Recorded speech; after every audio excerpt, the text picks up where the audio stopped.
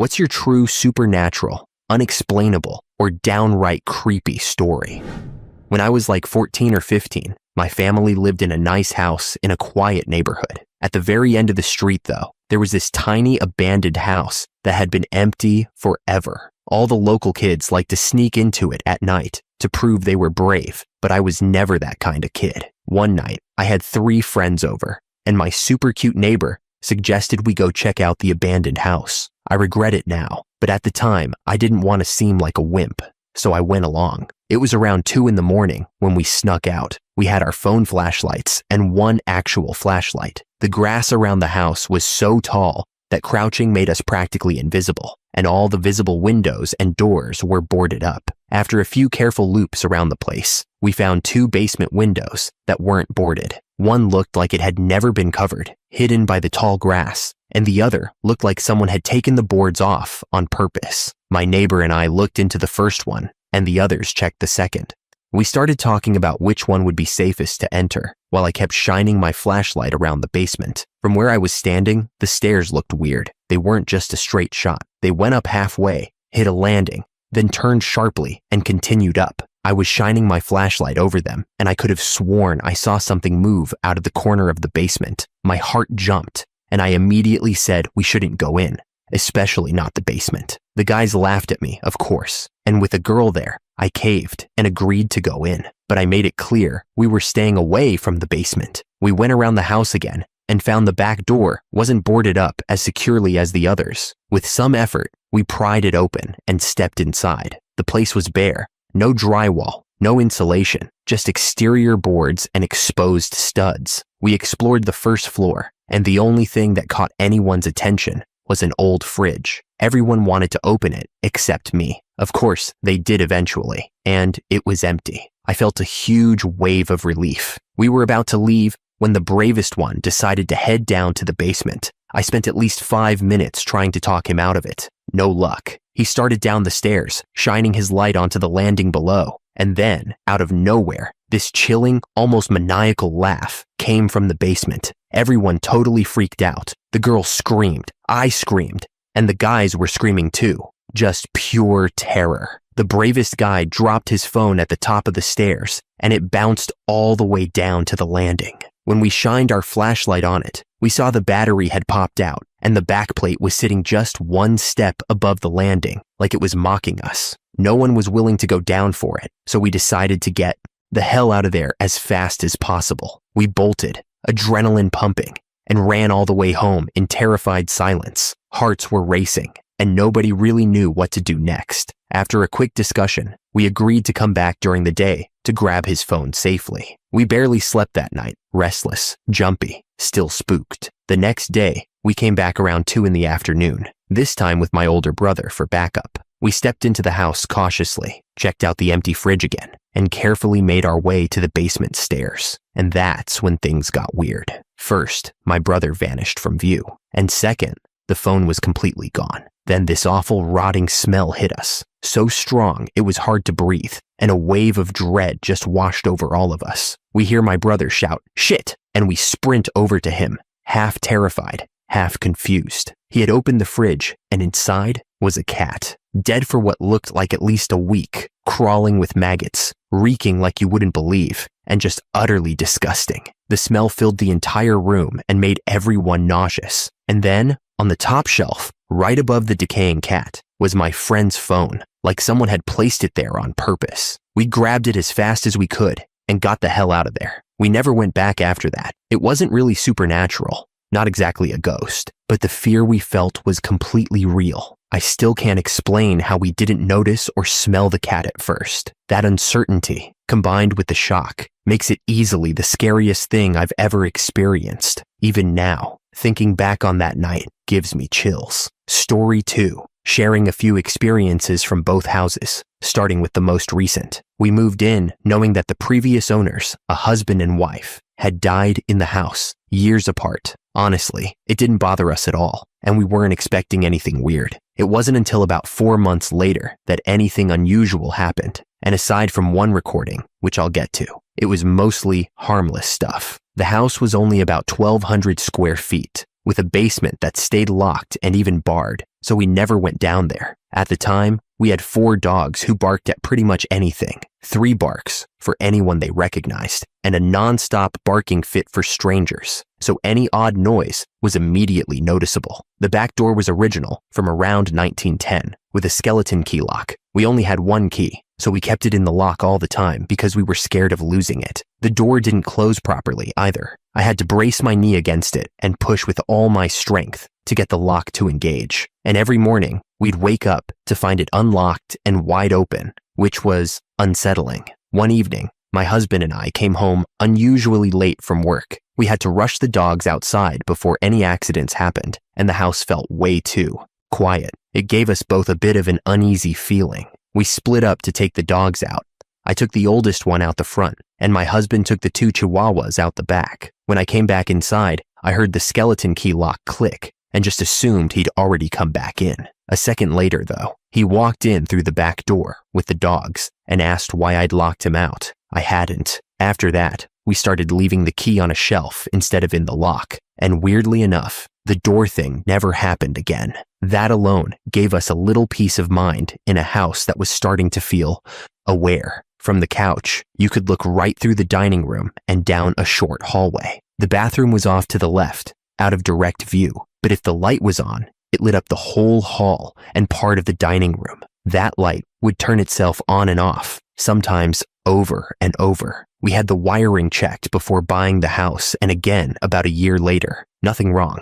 Eventually, we started yelling, "Turn the light off, please." And no joke, it would turn off. It was creepy, but also weirdly funny. All of us, me, my husband, and overnight guests like my son and daughter, would sometimes feel like we were being poked while sleeping. It was unsettling, but it honestly felt more like a kid trying to get attention than anything threatening. That same poking sensation happened in the basement too. One time I went down there and saw my husband working with headphones on, his back to me. I tapped his shoulder. No response. Tapped again. Nothing. The third time, he spun around with his fist halfway up, completely startled, and said, "Whatever it is down here has been poking me for the last hour." We also heard what sounded like hammering in the basement, and at night, we'd hear someone run up the basement stairs to the door, stop, then slowly walk back down. No one was ever there, and there wasn't even an outside entrance to the basement. The most blatant thing that ever happened was the one time I'm pretty sure I actually saw her, the woman who used to live there. One of my coworkers and I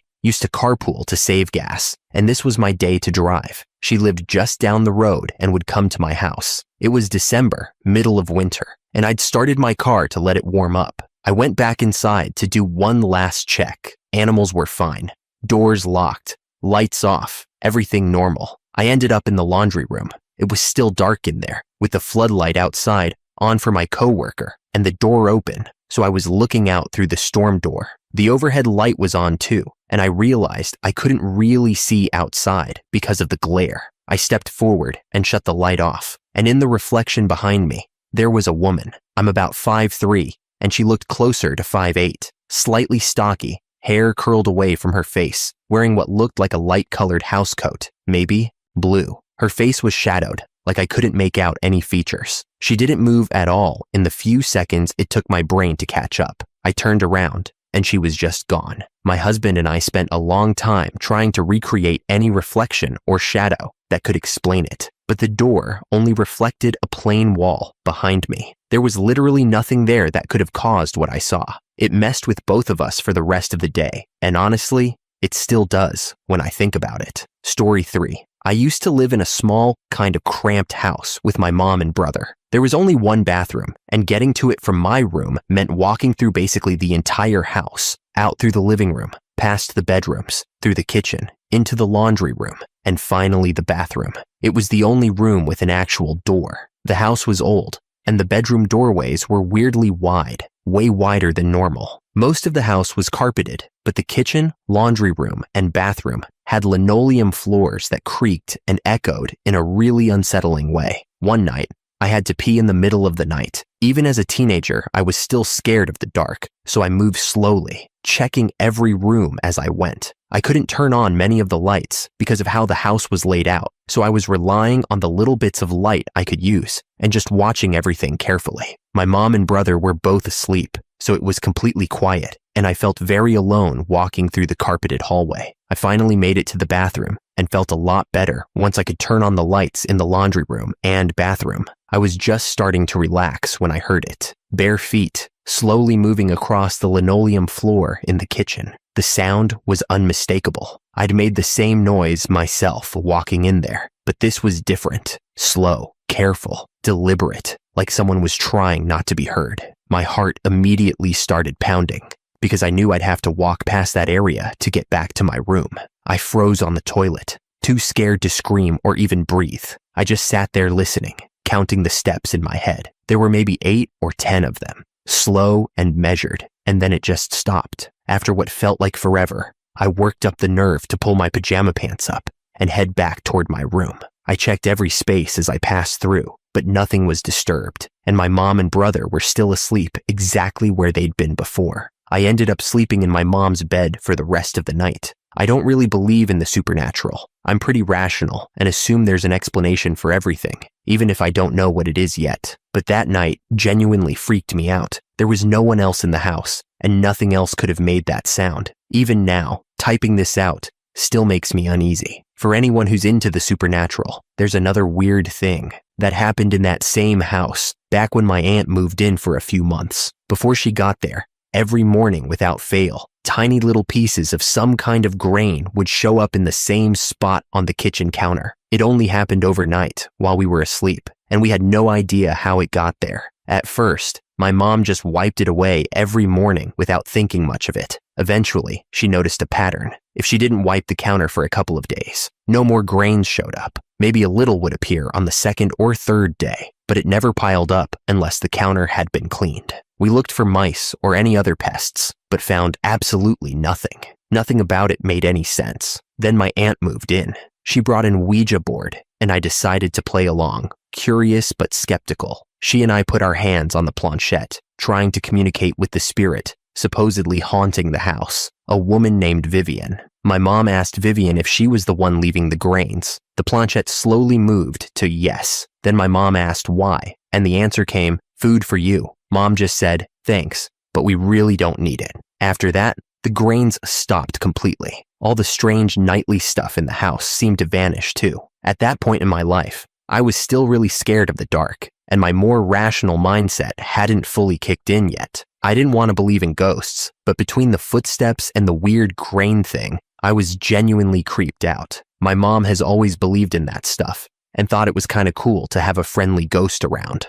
I did not feel that way at all. One night, after I was convinced I heard Vivian's footsteps in the kitchen again, I finally snapped and said really loudly, Vivian, I do not want to see or hear you again. And honestly, that was it. I never saw or heard anything scary after that. When we eventually moved, my mom even joked about inviting Vivian to come with us. I completely lost it and refused. Absolutely not. Friendly or not. If ghosts are real, I don't want them anywhere near me. Between the unexplained noises, the mystery grains, and the whole idea of a playful spirit hanging around, it stuck with me. Even now, thinking about it still makes me uneasy. Story 4. My grandparents' house has had weird poltergeist stuff going on since around 1970. Apparently, it all started when my mom and her 2 sisters, Louise and Teresa, were kids and thought it was a good idea to mess around in a cemetery. Yeah, I know. They were playing hide and seek, and my mom forgot the very basic rule of don't step on actual graves. She ran right over one.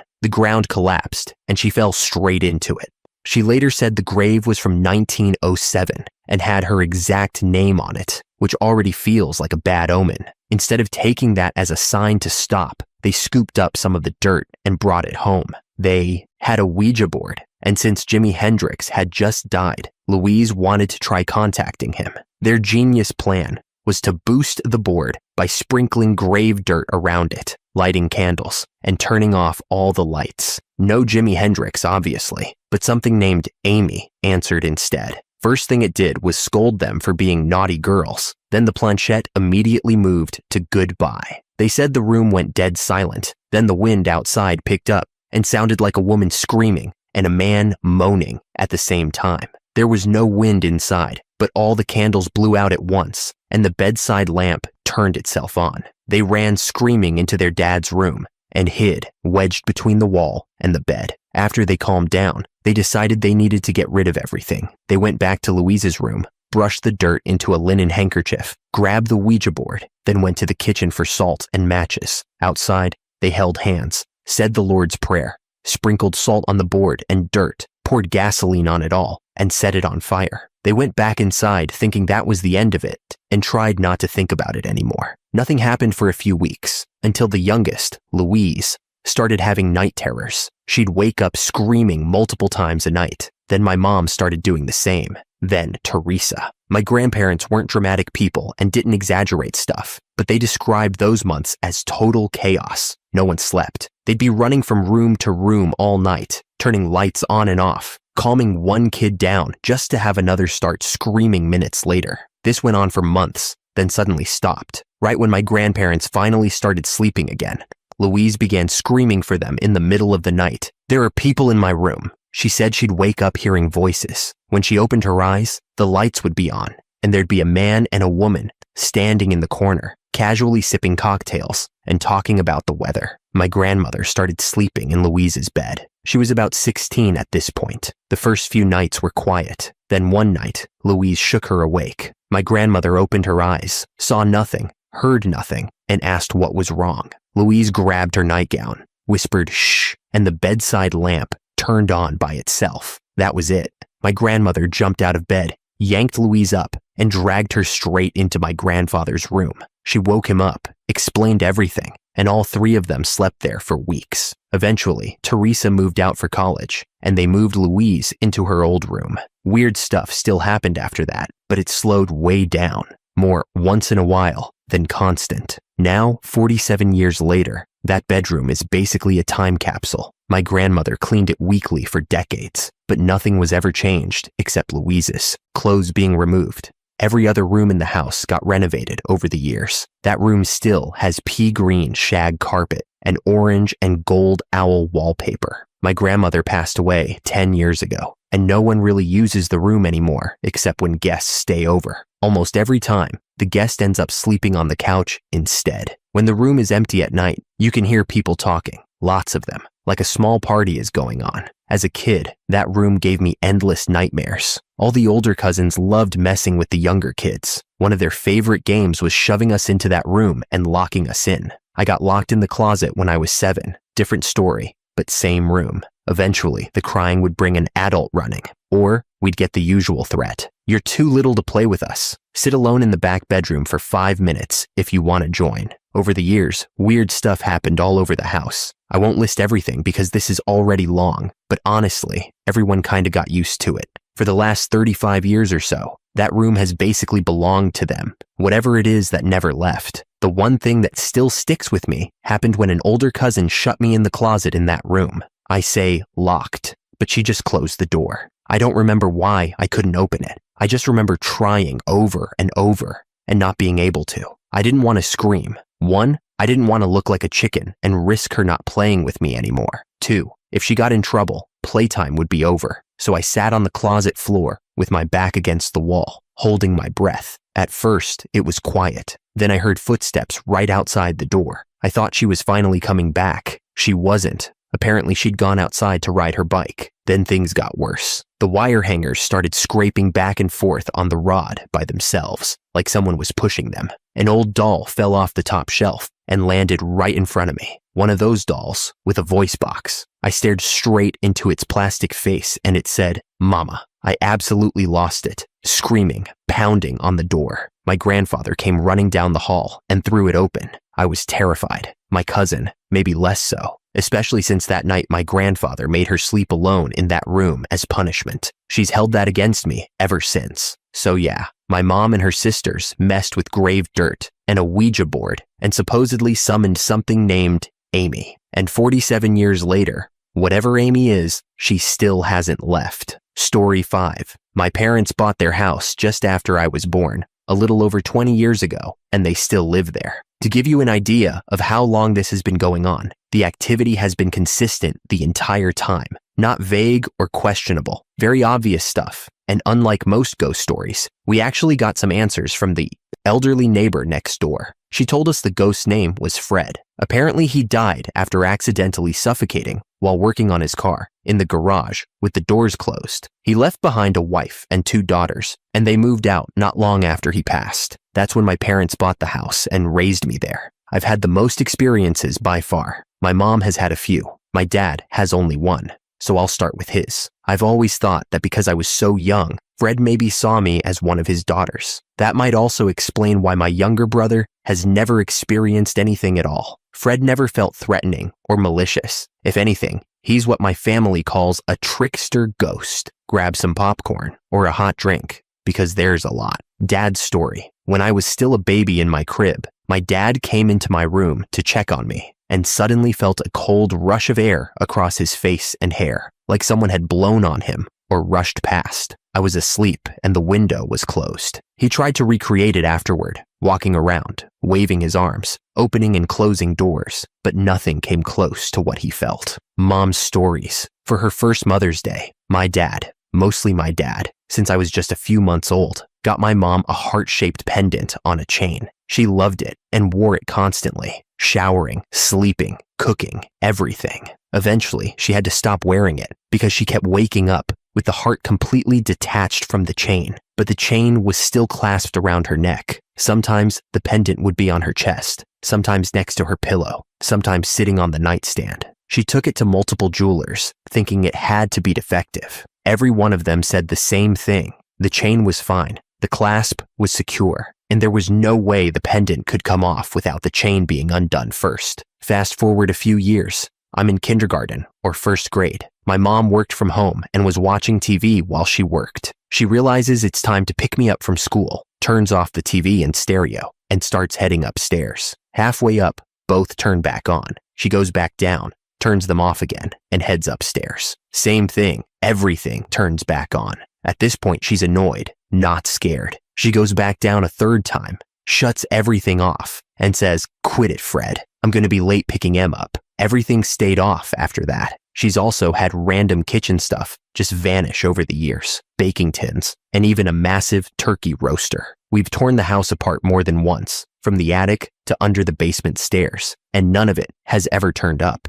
My stories. I was probably 10 or 12 when this happened. I stayed home sick from school and was laying on the couch watching a movie in the upstairs living room. The couch faced the TV and a hallway that led to the bathroom, my room, and my parents' room. Mom was in the shower. Dad was at work. There's no way he could have been home that early, and I would have heard his truck. My brother was at school. I was just hanging out with my dog when I saw a shadowy figure out of the corner of my eye, about my dad's height and build, maybe a little bulkier. It was standing at the end of the couch, partly hidden where the hallway starts. I honestly thought it was my dad and said something like, "You're home early," or commented on the movie. I turned my head to actually look, and it was gone. Another time, I was getting ready for karate after school, standing at my desk mirror doing my hair. Out of nowhere, I felt a hand on my shoulder, firm, but not scary. Not aggressive at all, more like a dad or a grandpa kind of touch. It actually felt weirdly comforting.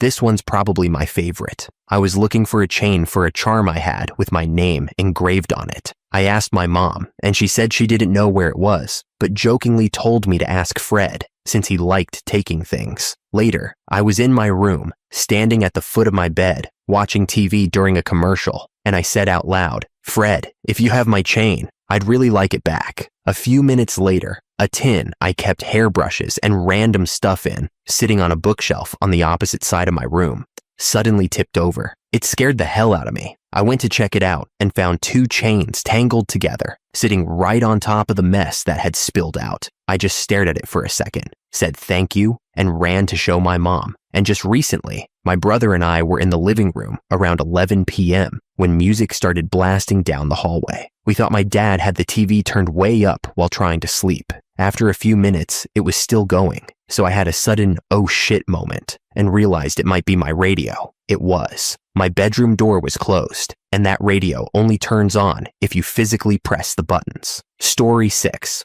Over the years, I've lived in 2 houses that were almost certainly haunted. The one that freaked me out the most was just a few years ago. I'd grown up in a house known for weird activity, so ghosts never really scared me. After all, they're just people, right?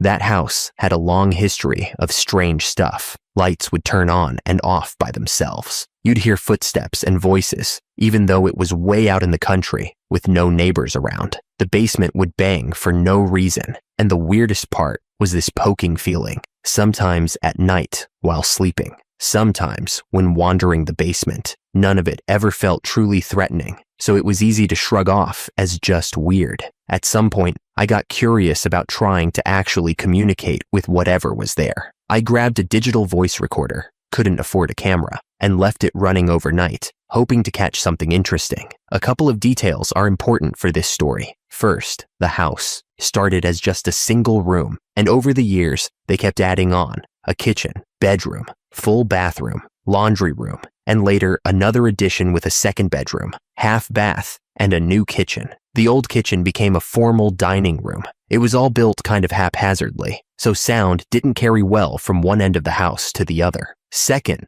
there was this alarm clock with a built-in spa sound machine, always set to the rain feature. My hearing was a little off, so the rain sound was always cranked up as loud as possible. That night, the old dog was tucked into her kennel, and the recorder was set up between the dining room and laundry room, as far from the bedroom as possible. The two younger dogs and the cat went into the bedroom, and everyone went to bed. The next day, I played back the recording, hoping to catch something interesting. It took a couple of days to go through the whole thing. The recording starts with loud clattering as it's set on the table. You can hear footsteps walking away, then a voice saying to the dog, "Good night, Benita." More footsteps, some muted conversation between the couple, and then the rain machine kicking in, sounding like a gentle waterfall. A few seconds later, it turns into a muted roar when the bedroom door shuts. The timestamp shows about 10:15 p.m. After that, it's mostly silence, just the faint rain, until around 2 a.m. That's when the old dog's nails click on the hard floor of her kennel, with scratching, whimpering, and panting that goes on for about 5 minutes. The whimpering gets more frantic, the panting almost panicked, and then it stops. After a short pause, a small bark comes through, the familiar, "Hey, you're up, let me out," bark. The timestamp shows 2:18 a.m. Then a stage whisper, terrifyingly close to the recorder, calls, "Benita!" The dog yelps and screams, almost drowning out a giggle. The giggle sounds like the same voice that whispered her name, but it's definitely not mine. When the husband comes home, I play the recording for him. "So you fussed at the dog?" he asks. "No, the dog wasn't disturbed by me," I reply. "Okay, well, you know you sleepwalk. That's all it was." "No, listen from the beginning. The bedroom door never opens." He takes the recorder to the basement to listen. Benita's name is whispered and shouted multiple times, with the giggling continuing. After about 20 minutes, it all stops, and the dog eventually quiets down, presumably going back to sleep. Going back over the tape, the rain machine never changes volume until 6 a.m., meaning the bedroom door never opened. Whatever happened on the recording wasn't me. It was an imitation. The recorder was tossed immediately. I never wanted to hear it again. It freaked me out more than anything else that had happened in the house. We never tried recording anything again, and the incident was treated like it never happened. Nothing else like it ever occurred. Benita slept in the kennel because of unsafe behaviors, like chewing cords, even though she was 13 at the time. She had to be separated from other pets after becoming aggressive following the sudden loss of a playmate. After the tape incident, she did sleep in the bedroom with us, still in her kennel. She's now 17, healthy, but showing early signs of dementia. We moved out of the house less than 3 months later. Bonus detail, Benita has pica, meaning she sometimes eats non-food objects. She was notorious for knocking polyresin and porcelain figurines off shelves just to break and eat them. Story 7. This happened sometime in 2011 on a quiet Sunday afternoon. I was playing Perfect World online with friends and killing time before the weekend ended. I'm terrible with dates, so bear with me. I started getting a mild headache and figured it would pass, so I didn't bother taking anything. It didn't pass. The headache kept getting worse, and along with it came this really unsettling feeling I couldn't explain. I tried to ignore it and kept playing, but eventually it got bad enough that I took some meds and went to bed. Luckily, there was no school the next day, because what happened stuck with me for years. My family, especially on my dad's side, has always had intense paranormal stuff going on. Not just creepy house noises, but really extreme, almost alien-feeling things. I was used to it by then. When I lived with my dad and youngest sister, the activity ramped up a lot. Chairs would move on their own. Vases would randomly explode. Footsteps echoed in empty halls. And there were constant weird sounds. Clapping, clicking, murmuring. Sometimes I'd see small, shadowy figures dart across rooms, usually after nights where I barely slept. I'd wake up every morning, dehydrated, weak, and just off. Like whatever happened overnight drained me physically. One night, I went to bed with the worst headache I'd ever had as a young teen. It felt like someone was crushing my temples, like my eye sockets were going to crack. I couldn't sleep. I kept getting waves of heat and cold, and this creeping panic set in. Then suddenly, I couldn't move at all, completely paralyzed, terrified. I forced myself to move my head just enough to look up, and there was a tall man standing there, wearing a suit. That image is burned into my memory. The man looked pale and almost dead, with really sharp features. High cheekbones, deep-set eyes, and skin that looked waxy, like a mannequin. He was completely bald, no eyebrows at all. I remember consciously trying to memorize every detail because everything looked too clear. He was wearing a black-brimmed hat, gloves, sunglasses with straps, and carrying a briefcase. He stood right next to my bed, leaning slightly over me, staring down through the glasses. What was weird is that the sickness vanished instantly. The headache, the nausea, gone. It felt directly connected to him. I couldn't look away. Like eye contact wasn't optional. Talking was impossible. I couldn't force words out, but somehow it didn't matter because it felt like he already knew what I was thinking and was responding to it anyway. Calm, controlled, authoritative. At one point, he said, or communicated, "We made you this way to contact you." His lips never moved. The only way I can describe it is telepathy. I wasn't speaking, but he answered thoughts and emotions as if they were spoken out loud. He told me that everything I'd experienced up to that point was real, not imagined, not dreams, real. He mentioned aliens, but it was vague and hard to grasp. The only thing that came through clearly was that their existence, as people understand it, is genuine. Even now, the memory is confusing, and I'm still not sure I fully understand what he meant. One thing he said has always stuck with me. "We've been watching your family for a while. We know your father knows, and that you know. You're becoming aware, and we'll be watching over you from now on." When he said that, it felt like some kind of bond was formed. Not in a dramatic way, just this deep sense that something permanent had been set in motion, like an unspoken agreement. It felt protective, but also authoritative, comforting and unsettling at the same time. There was more conversation after that, though most of it's blurry now. He asked questions about school, my behavior, things I liked. As strange as it sounds, answering felt normal, familiar even. Eventually, he told me to close my eyes, and I did without hesitation. Trust felt automatic, like it had already been earned. The next morning, I woke up and saw a feminine silhouette standing at the foot of my bed. I moved slowly, testing whether I could actually move this time. As it came closer, fear snapped back in hard, like I'd just come out of a trance. I kicked the covers off and noticed the sheets were way neater than I remembered, like someone had tucked me in. Just as I was about to scream,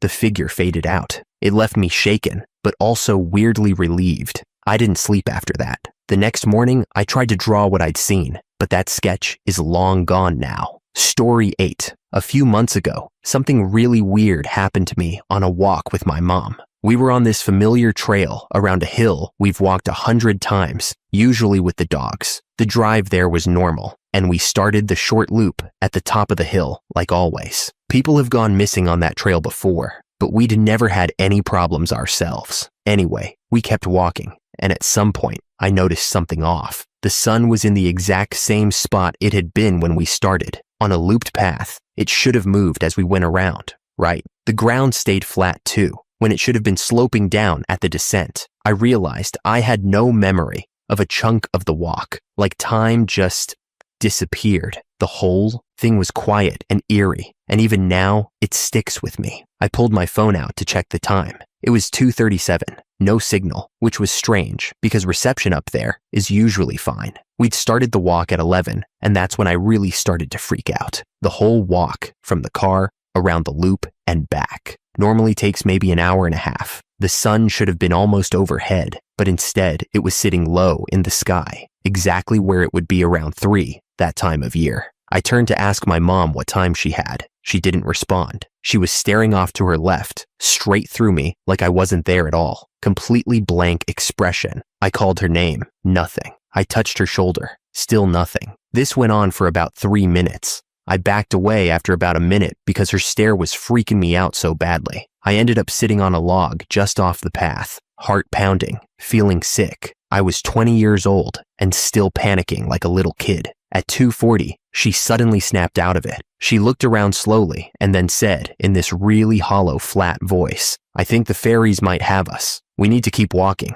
That made everything worse. My mom has never met fairies in a cute storybook way. I grew up hearing about them as something dark, things that confuse you, trick you, and lead you astray. So hearing her say that right then made my stomach drop. We kept walking, but the path didn't even feel familiar anymore, and I had this overwhelming feeling that we were being watched the whole time. I asked her, "What time does your watch say?" She always wore one of those battery-powered analog watches. She checked it and said, 2:45. Then she checked it again and frowned. "That's not right, is it?" I just shook my head. I couldn't even explain why it felt wrong. It just was. She took a breath and said, "All right, keep walking." So we did, and it just didn't end. The path didn't curve, didn't go up or down, and the woods never changed. It felt like we were stuck in the same stretch forever. What should have been maybe 30 minutes felt way longer. Even my mom, who normally isn't afraid of anything, started looking uneasy. You could tell she was forcing herself to stay calm.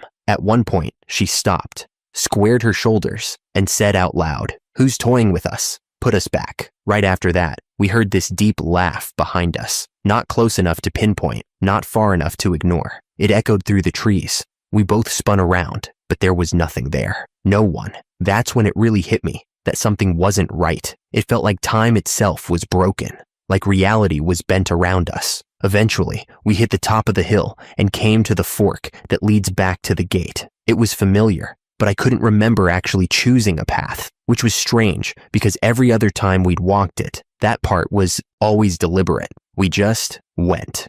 We walked downhill, trying to stay calm, and finally came out of the woods to where the car was parked by the old church and cemetery. The time on the dash said 5:12. By any normal logic, we should have been back by around 12:45. Even if you go by the weird time jump, where our watches and phone were nearing 3, it still didn't make sense. Almost 5 hours were just gone. No explanation. Out of all the strange stuff I've experienced, this one messes with me the most. It was daytime, on a trail I knew well, somewhere that should have felt safe. I still don't know where that time went, or what path we actually walked. I went back alone later to see if anything felt off, but it was completely normal, just a regular trail. I've had other weird experiences too, but none of them needed this much detail. This one still doesn't sit right. Story 9. There are 3 experiences that have always stuck with me. They're weird, and I can't explain them, but I remember them clearly enough that I've never been able to brush them off. The first one happened when I was about 7 or 8. It was one of the first times I was allowed to stay home alone.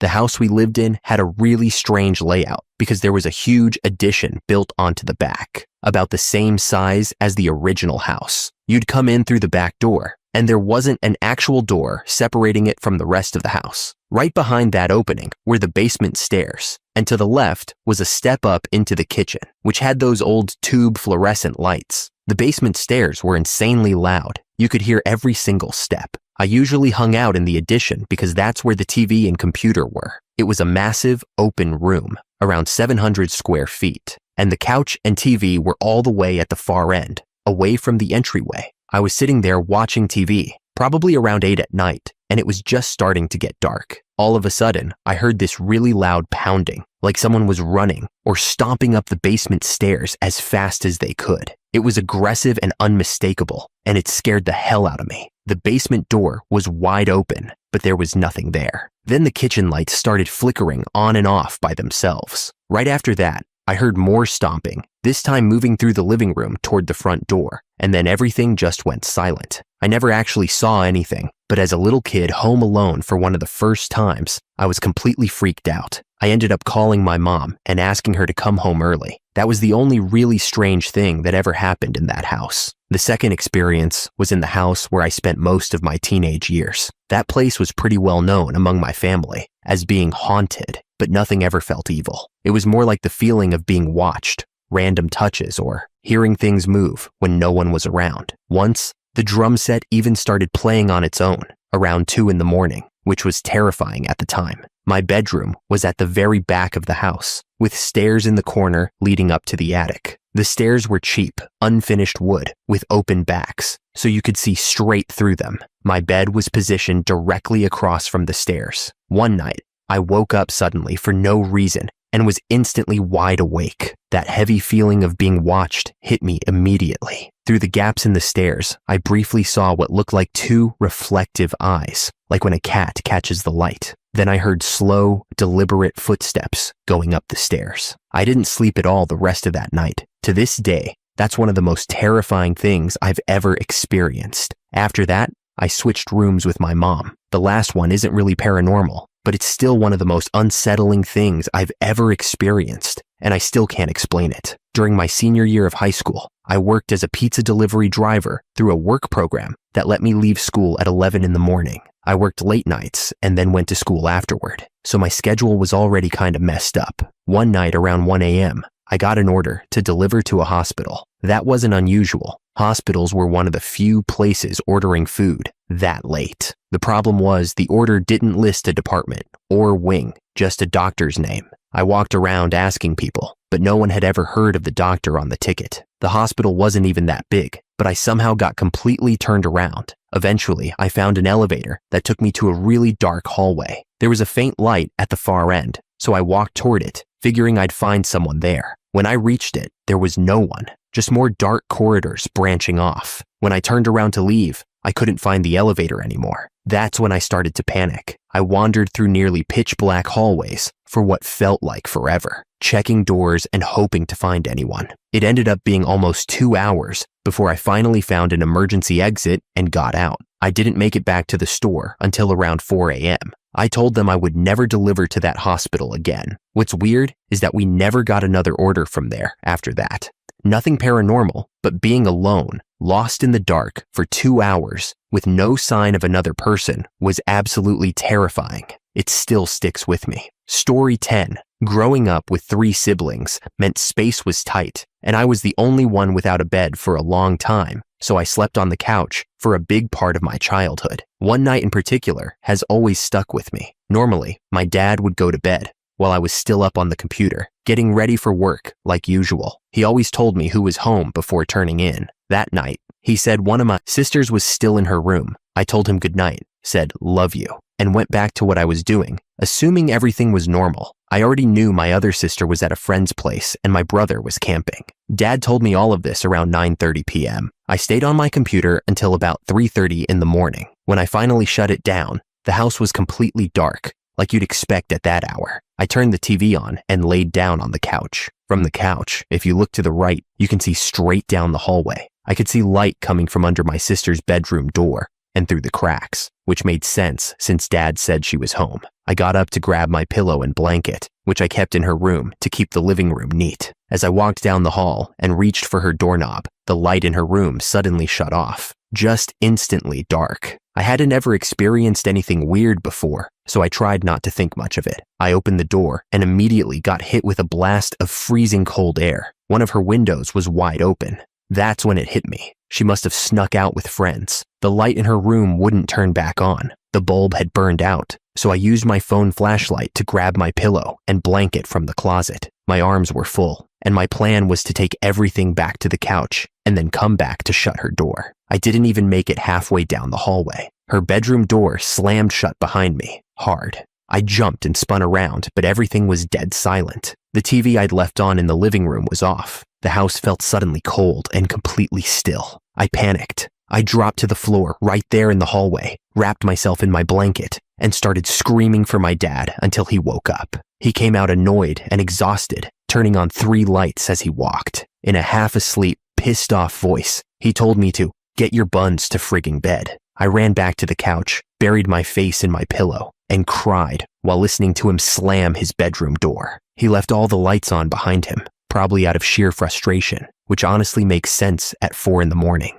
When I finally lifted my head, the lights were so bright they hurt my eyes. I shoved my face back into the pillow to rub them, since my hands were tucked underneath and I didn't feel like moving. When I lifted my head again, the living room was completely dark and silent. I didn't sleep the rest of the night. Later, I found out that what felt like maybe 5 seconds of rubbing my eyes was actually around 45 minutes of drifting off. The lights were off because my mom had gotten up and turned them off while making coffee for my dad before work. That part makes sense, but the mystery of the door slamming and the TV turning off remains unsolved. Story 11. I was out riding alone, which wasn't unusual since I've been riding forever, when a pheasant spooked my horse. It happened fast, and before I could correct myself, I got thrown straight into and over a dry stone wall. I hit my head and blacked out, at least for a bit. When I came to, I tried to move. My horse was loose, and that alone sent me into panic mode. If he'd bolted,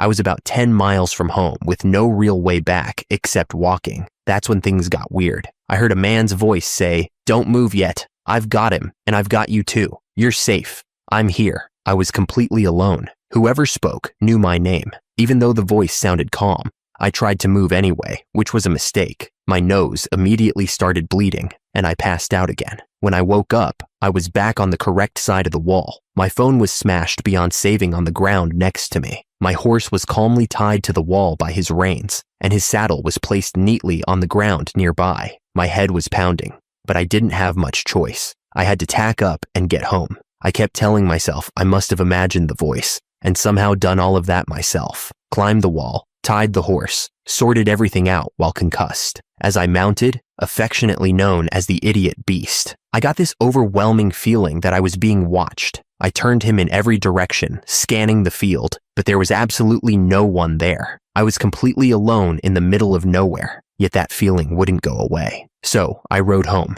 10 miles in about 35 minutes, which was rough considering I was injured, and he'd just dumped me. Weirdly, he was incredibly careful the whole way, like he knew something was wrong. I've had him since he was a foal, and I know when he's genuinely unsettled, and he definitely was that day. The whole ride home was deeply unnerving. I kept feeling like something was following me, which made no sense. Unless someone had a vehicle or another horse, there was no way anyone could keep up. I know those woods and heath like the back of my hand, every shortcut, every wall and fence, and there just isn't a route someone could take without being seen. I still took a few shortcuts anyway, jumping fences and walls and probably annoying a farmer or two, but it put a bit of distance between me and whatever I was panicking about. Weirdly, despite the fear, most of the ride I felt protected. That calm, reassuring voice from earlier kept replaying in my head. I kept telling myself it had to be imagined. When my house finally came into view, I slowed the idiot beast down and walked him along the road to cool off. I was listening to the steady sound of his hooves on the tarmac when I suddenly heard something else, someone running. Real human footsteps, sharp and deliberate, like hard shoes hitting pavement. The running slowed to a walk, and my horse immediately got nervous, skittering like he could sense someone right behind us. My heart jumped, and I started to turn in the saddle when a calm voice spoke right behind me. "Don't turn around. You're home safe now. I've already done. No matter. I cleaned your face up, but that cut on your head is nasty. You should get it checked." I snapped the horse around and looked, but there was no one there. No one could have vanished that fast, not without my horse reacting to someone diving into the hedge or bolting into the brush. If anyone had run, I would have seen them. There was just nothing. Still pretty out of it, I led the idiot beast into the yard, untacked him, and went through the motions on autopilot. When I went inside, the house was empty. I went straight to the bathroom to check myself in the mirror. The blood from my nose had been wiped away. Not completely. There were faint smears, like someone had carefully cleaned it up. The cut on my forehead was still there though, leaving a dent that I can still feel even now. I ended up going to A&E later once my family got home. The doctor listened while I explained what happened, minus the voice, and then said something that stuck with me ever since. "You're very lucky you managed to get yourself home like that. Some people would be thanking whoever was looking out for them." Later on, my sister reminded me of something I'd said years earlier after waking from a coma, that I'd had a strange dream while riding. and I clearly remembered hearing a man's voice. The more I think about it, the less I can explain any of it. Maybe an accident-prone, adrenaline junkie idiot like me really does need someone watching over her. Thank you for watching. If you enjoyed this video, be sure to give it a thumbs up, subscribe, and hit the bell icon so you never miss an update.